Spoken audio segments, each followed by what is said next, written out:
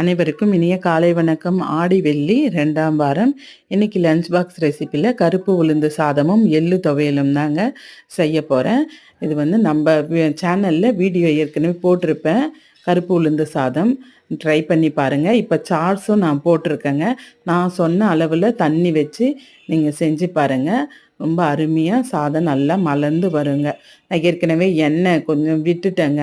அது கட் ஆகிடுச்சு வீடியோ எடுக்கும்போது. அதனால் கொஞ்சமாக எண்ணெய் விட்ட மாதிரி தெரியும். ஒரு 50 ml நல்லெண்ணெய் விடுங்க.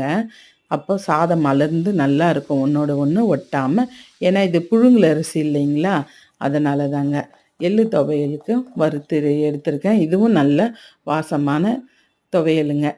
இந்த மாதிரி கம்பி வடை கம்பிலேயே வச்சு சுட்டி எடுத்துட்டேங்க. டக்குன்னு நமக்கு வேலை முடியும். எள்ளோடு போட்டு வறுத்தோம்னா எள்ளு பொரிஞ்சிடும், காஞ்ச மிளகா சீக்கிரம் வறுபடாது.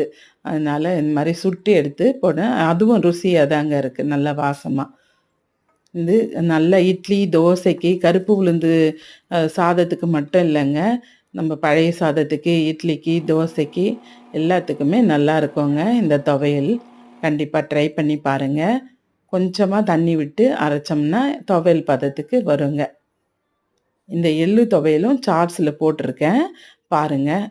இட்லி ஊற்றி வச்சுட்டேன். கொஞ்சமாக வெந்தய குழம்பு பண்ணேங்க. ப்ளைனாக காயெல்லாம் போடாமல் கொஞ்சம் வெந்தய குழம்பு பண்ணேன்.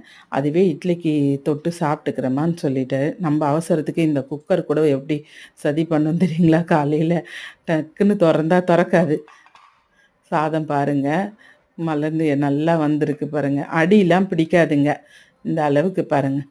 தண்ணி வைக்கவே தான் 6 டம்ளர் தண்ணி வச்சுருக்கேன். அதனால் கீழே பாருங்கள், அடியெலாம் பிடிக்கல பாத்திரத்தில். நல்லா வருங்க, ஒட்டாமல் நல்லாயிருக்கும்.